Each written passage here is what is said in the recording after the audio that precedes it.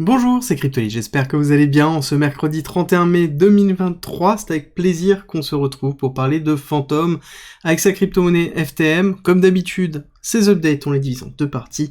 Une partie fondamentale où on va revenir sur ce qu'est Fantom, son projet, les nouvelles, et une partie technique où on va expliquer exactement où on se trouve au niveau du prix.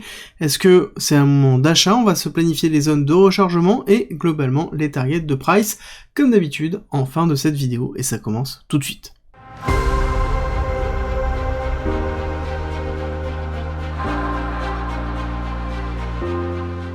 Fantom est une blockchain de niveau 1, donc c'est une Layer 1, comme on a l'habitude de les appeler.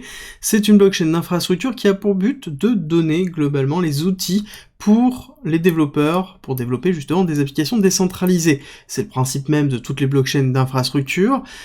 Fantom est en même temps EVM compatible, donc ça veut dire qu'on peut avoir des applications qui ont été développées en Solidity ou qui fonctionnent sur par exemple Polygon ou Ethereum, directement les porter sur Fantom. Fantom a fait partie des blockchains qui sont apparues au moment où il y a eu une problématique de saturation des frais sur Ethereum, donc ils ont une volonté de pouvoir être scalable, à faible coût, et de proposer un environnement à peu près identique à Ethereum. Ça fait partie des X blockchains que l'on a pu avoir durant cette époque, et par contre, Fantom a un gros avantage par rapport aux autres, c'est qu'ils ont réussi à créer une communauté très forte, on en discutera tout à l'heure. Au niveau de la technologie, on se retrouve sur un DAG, donc qui est un petit peu différent de ce qu'on peut connaître au niveau des blockchains habituelles. Les blockchains habituelles, pour vous représenter, encore une fois, ce sont des blocs qui, justement, se suivent les uns après les autres, sauf que le DAG de, justement, Fantom ressemble plus à ça. Voilà, on est sur quelque chose qui est un petit peu différent, mais qui est assez fréquent, en fait. C'est pas une innovation, c'est quelque chose qui est déjà existant, c'est juste que elle est très bien faite et que ça fonctionne très très bien. Leur consensus, donc, qui s'appelle l'Ankesis, marche très bien, et en plus, il est asynchrone, qui a un petit peu une particularité, ça veut dire qu'il peut valider des transactions sans qu'elles soient validées par l'ensemble du réseau, et ce qui est positif, ce qui rend la technologie un petit peu compliquée à évoluer et justement à faire évoluer dans une notion de scalabilité très forte, mais en tout cas, c'est vraiment quelque chose qui est novateur. À côté, ils ont justement une branche qui est dédiée pour les sociétés avec une solution personnalisée, quelque chose qui est assez classique. On a leur EVM, donc, qui est leur machine virtuelle dans laquelle elle est EVM compatible. Alors, il n'y a pas que du Solidity, on peut développer en plein d'autres choses, mais en l'occurrence, elle est très performante, elle permet vraiment de porter très facilement les applications. En termes de décentralisation, on est dans quelque chose qui est à peu près cohérent pour une blockchain qui est relativement récente. Je vous rappelle que Fantom n'est pas excessivement vieille, et on se retrouve avec à peu près 8000 justement relais et nœuds de validation. L'élément important, enfin les deux éléments importants pour moi au niveau de Fantom, c'est que on a vraiment un shift depuis 2022 dans lequel on a André Cronch qui est revenu sur le projet. Au départ, j'étais plutôt contre le personnage, mais depuis qu'il est revenu et qu'il a pris justement les choses en main, et il a pris la tête d'un certain nombre de développements qui ont été effectués, et on voit quand même qu'il y a pas mal de choses qui changent, comme par exemple le fait de proposer la monétisation des frais de gaz de la blockchain pour les protocoles. Ça veut dire que les protocoles vont récupérer eux-mêmes un petit peu des frais de gaz qui ont été utilisés sur Fantom pour pouvoir avoir des revenus complémentaires. Donc c'est une forme d'incentive continue pour pouvoir construire sur Fantom, mais je trouve l'initiative vraiment louable et permet vraiment aux développeurs d'avoir un revenu supplémentaire dessus. L'autre chose à prendre en considération, c'est qu'ils ont eu, alors je crois que ça date d'il y a quelques semaines, je m'en souviens plus exactement, mais ils ont eu l'aval d'avoir une licence bancaire. Donc ils préparent certainement quelque chose dessus. On le sait déjà qu'ils ont une vocation à aller beaucoup plus loin que l'état général de leur blockchain. Ils veulent vraiment aller très très loin. Et pour vous donner un petit peu une idée au niveau des finances de Fantom, d'ailleurs André Cronch a été assez franc et transparent dessus, il a fait tout l'état des lieux des finances de FTM. On est très très large, on a plus de 200 millions de finances disponibles au niveau de Fantom Foundation, donc on est vraiment loin pour pouvoir justement continuer à créer de l'incentive, toujours continuer à développer des nouveaux projets. D'ailleurs, je vais vous proposer maintenant dans les updates une vision sur DeFi Llama pour voir un petit peu où ça en est. Donc on a Fantom qui est classé 12e quand on regarde dans les revenus journalières, au niveau des revenus FI, et surtout, moi, ce qui m'intéresse, c'est le ratio market cap TVL. Le ratio market cap TVL, ça permet de voir est-ce que ce n'est pas overpricé par rapport à l'état général des fonds qui sont lockés dans justement la blockchain. La TVL étant la total value lock, donc sous-entendu la totalité des fonds qui sont présents dans la blockchain. Là, en l'occurrence, on est sur un ratio de 3,78. Pour moi, c'est tout à fait cohérent. C'est-à-dire qu'on a une valorisation de la blockchain qui se trouve dans un market cap à peu près de 800 millions, et on a 237 millions, justement, qui sont loqués. Et c'est justement un gros avantage de Fantom, c'est qu'on est quand même dans une blockchain qui est sous-cotée, par rapport notamment à l'état du marché, et surtout par rapport au nombre d'applications qu'ils ont.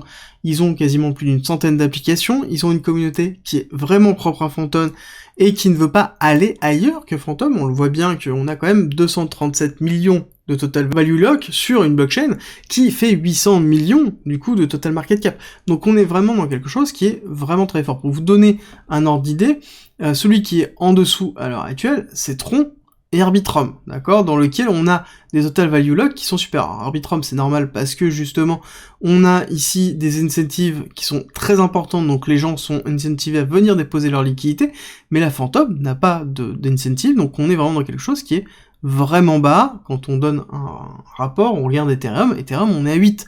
Donc on est quand même dans quelque chose qui nous dit qu'on a du potentiel, on a quelque chose qui est intéressant, dans lequel on a aussi un potentiel de croissance très fort. Quand on regarde, par exemple, ce même ratio sur d'autres blockchains comme Ethereum, comme Polygon, ou comme Avalanche par exemple, où on a vraiment des très très gros ratios, et qui nous permettent de nous projeter dans le long terme.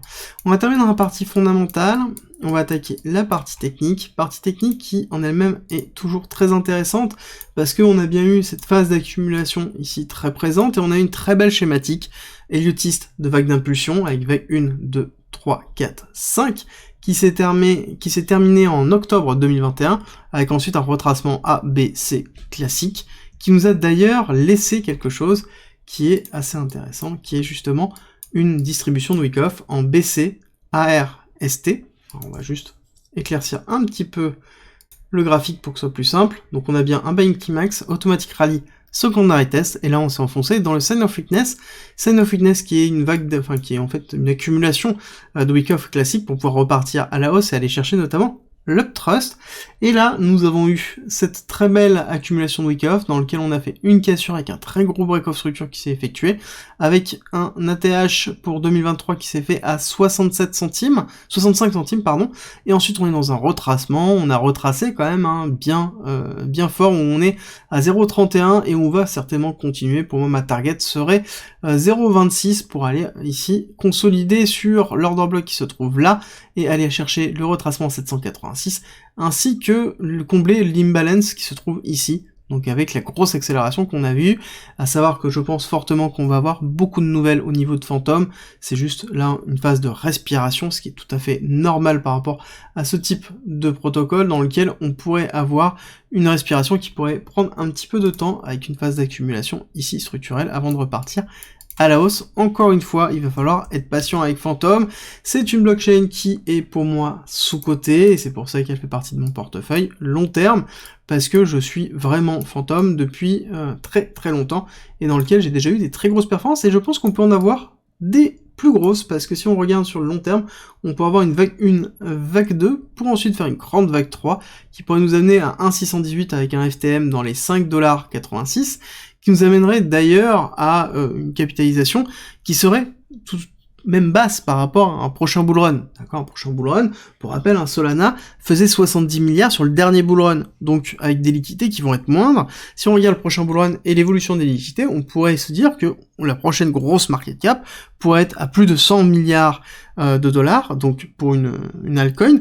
Donc là-dessus, on pourrait se projeter à voir justement potentiellement un Fantom qui pourrait être à 50, 60, 70 milliards de market cap, ce qui ferait une valorisation du FTM qui serait bien supérieure à cette target-là. Mais là, on est encore trop loin. Il faut pour ça qu'on ait une continuité du développement de la blockchain Fantom. Moi, de mon côté, pourquoi je considère que techniquement c'est quelque chose qui est intéressant? Parce que déjà, ils ont une trésorerie, donc ils ont une capacité de développement. 2, ils sont en train de partir sur quelque chose qui est beaucoup plus autour de la communauté, avec derrière certaines transformations et un domaine bancaire qui va arriver. Donc pour moi, on est vraiment dans une schématique où on a la technologie plus l'aspect financier qui sont en train de fusionner, donc quelque chose qui est tout à fait cohérent par rapport à un prochain bullrun. Ils n'ont pas encore entamé une forme de rebranding comme on a pu avoir sur beaucoup d'autres, donc il est possible qu'on ait ce type de nouvelles qui arrivent, avec principalement un nouveau produit. Je pense qu'on va se diriger vers ça, et c'est un petit peu ce que j'attends au niveau de Phantom. Là-dessus, ça reste encore mes idées, mes projections par rapport à ça, donc faites bien attention à votre exposition, parce que ça reste un projet qui est early, et donc comme tout projet early, on a des grosses rewards, mais aussi des gros risques, donc faites très attention au niveau de votre exposition. On va terminer au niveau de cette vidéo, j'espère que ça vous a plu. Si c'est le cas, écrasez le bouton like pour me soutenir, ça me fait toujours très plaisir et ça aide énormément la chaîne. Et si vous n'avez pas vu ma dernière vidéo update sur Lido Finance avec son token LDO, dans lequel on a quand même aussi une très belle analyse et quelque chose qui va être vraiment très performant certainement dans les années à venir, c'est en haut à droite, je vous mets la petite icône et je vous dis à très vite pour une nouvelle vidéo.